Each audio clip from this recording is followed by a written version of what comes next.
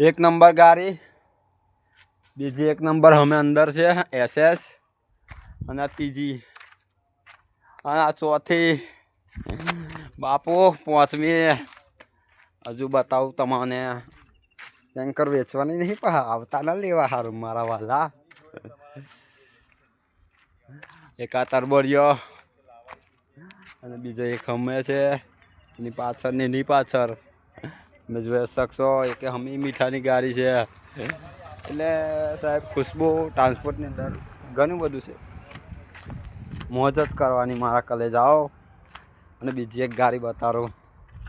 એક આરે જુઓ નોની છે પણ આપણી જ છે.